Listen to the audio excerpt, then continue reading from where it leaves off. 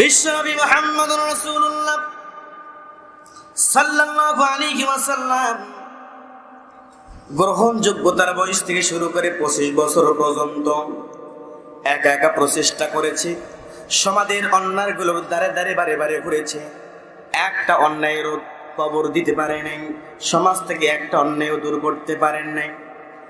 এরপরে দলবদ্ধভাবে 25 বছর থেকে শুরু করে 40 বছর পর্যন্ত টানা 15টা বছর হিলফুল ফুজুল সংগঠনের মাধ্যমে মক্কার পাপগুলোকে চিরতরে কবর রচনা করতে চেয়েছে, পারে নাই, ব্যর্থ হয়েছে। কেন পারে নাই? আল্লাহ রাব্বুল আলামিন বলেছেন, মা কুনতা তাদরি মাল কিতাবু ওয়ালাল ঈমান। রাসূল, আপনি 15টা বছর প্রচেষ্টা করেছেন, কেন সমাজের অশান্তিগুলো দূর করতে পারেন নাই? তার কারণ হলো ইতিপূর্বে আপনি ঈমান সম্পর্কে জানতেন না, কিতাব সম্পর্কে জানতেন না। বিশ্বনবী ব্রেন দিয়া, বিবেক দিয়া, বুদ্ধি দিয়া সমাজের অসৎ কাজগুলোকে বন্ধ করতে চেয়েছে, কিন্তু বিশ্বনবী ব্যর্থ হয়েছে। এই কথা থেকে বলতে চাই, যারা বলে কোরআন সমাজে শান্তি কায়েম করতে পারে না, 1400 বছর পূর্বে কোরআন নাজিল হয়েছে, এই কোরআন বর্তমান ডিজিটাল সময়ের শান্তি আনতে পারবে না। তাদেরকে বলতে চাই, মানুষের তৈরি করা মত সেকুলারিজম, সোশ্যালিজম, ন্যাশনালিজম, লেনিন আর কার্ল মার্ক্সের মতবাদ যদি সমাজে শান্তি প্রতিষ্ঠিত করতে পারত, বিশ্বনবীর চাইতে একটা ভালো মানুষ পৃথিবীতে ছিল না। কথা বলেন ঠিক না বেঠিক? তিনি প্রচেষ্টা করছেন, পেয়েছেন কি? বলেন, পেয়েছেন কি? 40 বছর প্রচেষ্টা করছেন, পেয়েছেন? পারেন নাই। কখন পাইলেন? যখন কোরআন এবং ঈমান তার কাছে আসলো। সুবহানাল্লাহ বলেন। আল্লাহ রাব্বুল আলামিন হিরা পর্বতের গুহায় নাজিল করলেন কোরআন। আল্লাহ রাব্বুল আলামিন কোরআন নাজিল করে বললেন, ও রাসূল, ইতিপূর্বে আপনি সমাজে শান্তি প্রতিষ্ঠিত করতে চেয়েছিলেন, এই যে নেন, এখন কিতাব দিলাম, ঈমানের নূর দিলাম, কিতাব দিয়া প্রচেষ্টা করেন। কিতাবুন আনজালনাহু ইলাইকা লিতুখরিজান নাস মিনাজ-জুলুমাতি ইলান নূর।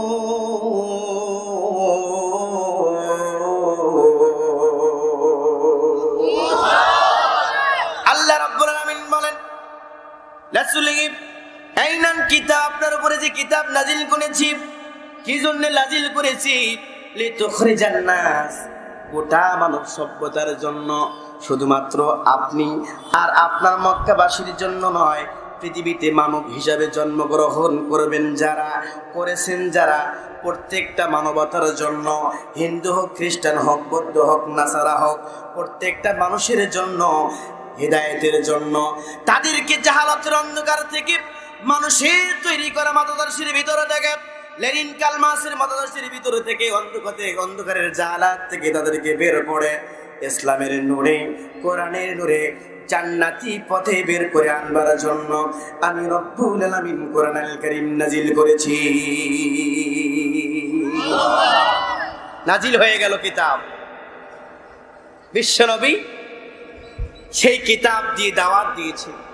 আল্লাহ সে কথাও বলেছেন, ইয়া আইয়ুহার রাসূল বাল্লিগ মা উনজিলা ইলাইকা মির রাব্বিক।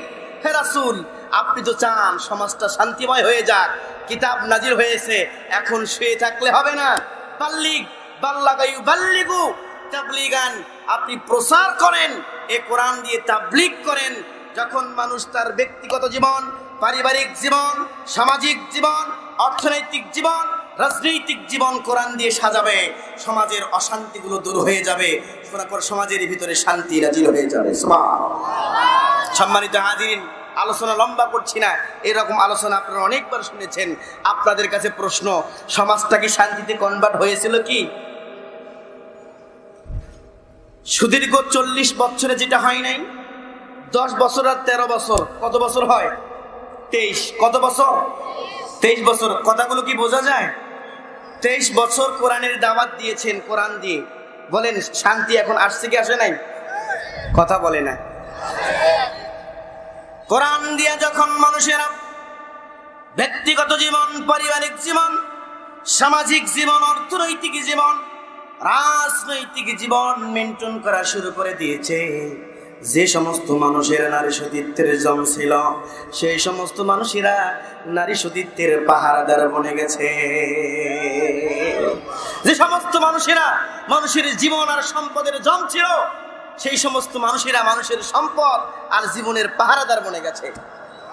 এমন পর্যায়ে এসে গেছে, যেই মানুষটা খোলা তরবারি নিয়ে বিশ্বনবীর গর্দান কাটবার জন্য গিয়েছে, সেই মানুষটার ভিতরে কোরআনের নূর অ্যাডজাস্ট হয়ে এমন পরিবর্তন হয়ে গেছে বিশ্বনবীর প্রধান বডিগার্ড হিসাবে। এবং আল্লাহর হাবিব বলেছেন, রাসূলুল্লাহ বলেছেন, আমার পরে যদি কোনো নবী হতো লাউ কানা ওমর। সুবহানাল্লাহ বলেন, আর জোরে বলেন। বলেন কি শুনে পরিবর্তন হয়েছে? বলেন কোরআন শুনে পরিবর্তন হয়েছে। সুবহানাল্লাহ বলেন। একটা কোরআন লেখা উচিত ছিল ভাই একটা।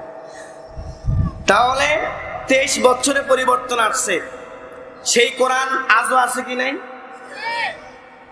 কোন অক্ষর কোন আয়াতের পরিবর্তন হয়েছে কি? উইদাউট এনি সেন্স, কোন সেন্স কোন পরিবর্তন ছাড়া কোরআনুল কারীম আজও আছে।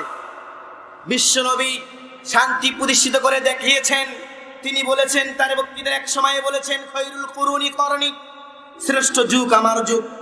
তার শেখানো পদ্ধতিতে, যেটাকে বলা হয় খেলাফত আলা মানহাজিন নবুওয়াত, সাহাবে কেরাম 32 বছর তারা কোরআনী সমাজ কায়েম করেছে। শুধুমাত্র শান্তি মানুষেরাই বোঝে নাই, গর্তের পিপিলিকা থেকে শুরু করে সমুদ্রের মাছ পর্যন্ত আল্লাহর সৃষ্টির প্রত্যেকটা মাখলুক টের পেয়েছিল কোরআনের শান্তি আর ইসলামের শান্তি কাহাকে বলে। কথা বলেন ঠিক না বেটে? আজও শান্তি আসতে পারে কিনা? কিন্তু ওই কোরআন আছে এখনো, শান্তি কেন সমাজে নাই? 3টা জিনিসের অভাব। বলেন কয়টা জিনিস? এই 3টা জিনিস যদি আমরা আমাদের জীবনে মানতে পারি, আল্লাহি বিল্লাহি তাল্লাহি, আল্লাহর জাতের কসম, আল্লাহি রব্বিল কাবা, কাবার মালিকের কসম করে বলছি, আজও সমাজে শান্তি আসবেই আসবে। লা শাক্কা ফিহি লা রাইবা ফিহি। কথা বলেন ঠিক না বেঠিক? এই 3টির আলোচনা করে শেষ করবো ইনশাআল্লাহ। বিরক্ত হচ্ছেন ভাইয়েরা? বিরক্ত হচ্ছেন আপনারা? আচ্ছা, এই 3টে বিষয় আপনাদের সামনে উপস্থাপন করব। শান্তি কেন নাই? 1 নম্বর কারণ, এক্সাম্পল ফর দিস, যদি আপনি শারীরিকভাবে অসুস্থ হন, রংপুর মেডিকেল কলেজের কোনো ডাক্তারকে দেখান, ডাক্তার একটা প্রেসক্রিপশন দিবে আপনাকে। কি দিবে বলেন? তাহলে অসুখ ভালো হবে কখন? এই প্রেসক্রিপশনটা বাড়িতে নিয়ে এসে সুন্দর একটা মকমল কাপড় দিয়ে পেঁচিয়ে উপরে তুলে রাখবেন আলমারিতে। তাহলে 3 দিন পরে আলহামদুলিল্লাহ দেখবেন আপনার অসুস্থতা দূর হয়েছে। এমনটা কি? আচ্ছা, যদি তাই না হয় তাহলে ওই প্রেসক্রিপশনটা আপনারা ভিজে 3 বেলা পানিতে চুবিয়ে সেই পানিটা যদি পান করেন, তাহলে আশা করা যায় আপনার অসুস্থতা দূর হবে। তাও হবে না? তাহলে ওই প্রেসক্রিপশনটা আপনারা প্রতিদিন একবার করে পড়বেন। এভাবে করে 1 সপ্তাহ যদি টানা পড়েন, তাহলে ইনশাআল্লাহ অসুস্থতা দূর হবে। একদম ক্লিয়ার তো? অসুস্থ ভালো হবে না তো? তাহলে কি করতে হবে? ওটা পড়তে হবে, বুঝতে হবে, ওই অনুযায়ী ঔষধ নিয়ে আসতে হবে, ওই নিয়ম অনুযায়ী কি করতে হবে? সেবন করতে হবে। রোগ আছে আমাদের অন্তরের ভিতরে, আমাদের নিজের ভিতরে রোগ আছে, জাহালাতের রোগ আছে, নেফাকির রোগ আছে, শিরকির রোগ আছে, সমাজে আছে, পরিবারে আছে। যেই রোগের ঔষধ আল্লাহ তাআলা কোরআনুল কারীমের ভিতরে লিখে দিয়েছেন, কিভাবে করে চললে পড়ে ব্যক্তিগত রোগ, পারিবারিক রোগ, সামাজিক রোগ, অর্থনৈতিক রোগ, রাজনৈতিক রোগ দূর হবে। ওই কোরআন না পড়লে দূর হবে কি ভাই? নম্বর কারণ, আল্লাহ যে কিতাব দিয়েছে সেই কিতাব পড়তে হবে। কি করতে হবে? পড়তে হবে। না পড়লে তো বুঝবেন না আল্লাহ কি বললেন সেখানে। এখানে আমরা যারা যারা আছি, যদি বলি কোরআনের জন্য জীবন দিতে রাজি আছেন কারা কারা, আমার মনে হয় একটা হাতও নিচে থাকবে না, সবগুলো উপরে উঠবে। কথা বলেন ঠিক না ঠিক? কিন্তু আমি যদি বলি ভাই এরা কোরআনের জন্য জীবন দেবেন, বলেন তো কোরআন পড়তে পারেন কয়জন? আপনারা কি বলেন? সবগুলো হাত উঠবে? তাহলে কেমন হইল? যেই কিতাবটাই জানেন না, সেই কিতাবের জন্য জীবন দেওয়া এটা আবেগের কথা, বিবেক থেকে নয়। কোত্থেকে নয়? বিবেক থেকে না, বিবেক থেকে নয়, আবেগ থেকে বলেছেন। আর আবেগ কোনোদিন ইসলাম সাপোর্ট আপনি কত টাকা কত দিকে ব্যয় করেছেন কোরআনের জন্য, কোরআন শিক্ষার জন্য কয় টাকা আপনি ব্যয় করেছেন? নাকি ভাববেন হুজুর বয়স হয়ে গেছে, এখন আর কোরআন কেমনে পড়বো, অনেক টেনশন, সাংসারিক টেনশন, অর্থনৈতিক টেনশন, পারিবারিক টেনশন, হুজুর কোরআন পড়বো কোথায়? সম্মানিত ভাইয়েরা, এই জন্য 1 নম্বর পদ্ধতি, 1 নম্বর কাজ, কোরআন পড়তে হবে। কি করতে হবে? সবাই বলেন, ভাই চুপ করে আছেন কেন? সবাই বলেন 1 নম্বর কাজ কি করতে হবে? কোরআন পড়তে হবে। সম্মানিত তুলসী ঘাটের ভাইয়েরা, আল্লাহ রাব্বুল আলামিন ওই জন্য পৃথিবীর মানুষদেরকে বললেন, আল্লাযীনা আতাইনাহুমুল কিতাবা ইয়াতলুনাহু হাক্কা তিলাওয়াতিহি। আল্লাহু আকবার। আর জোরে বলেন আল্লাহু আকবার। আল্লাহ রাব্বুল আলামিন বললেন, আমি যাদেরকে কিতাব দিয়েছি এবং তাদেরকে যতগুলো কাজ দিয়েছি, তাদের উপরে যতগুলো কর্তব্য রয়েছে, দায়িত্ব রয়েছে, তার ভিতরে প্রধান এবং প্রথম দায়িত্ব হলো রব্বুল আলামিনের সেই কিতাবখানা যথারীতি হক আদায় করে তেলাওয়াত করতে হবে। সুবহানাল্লাহ বলে। কি করতে হবে? কোরআন। পৃথিবীর প্রথম ফরজ ইকরা। পৃথিবীর প্রথম ফরজ কি? এই পৃথিবীতে রাসূলের উপরে যখন কিতাব নাজিল হয়েছে, হুকুম এরকম আসে নাই আকিমুস সালাত, নামাজ পড়ো। হুকুম আসে নাই ওয়াতুজ যাকাত, যাকাত প্রদান করো। হুকুম আসে নাই হজ করো। হুকুম আসে নাই রমজান মাসে রোজা রাখো। প্রথম ফরজ বিধান কি বলেন? পড়ো। কি পড়ো? কোরআন পড়ো। 2 নম্বর কাজ হলো সমাজে শান্তি বাস্তবায়ন হবে কেমনে? তার 2 নম্বর কাজ হলো আল্লাহ রাব্বুল আলামিন বলেন, আফালা ইয়াতাদাব্বারুনাল কুরআন আম আলা কুলুবিন আকফালুহা।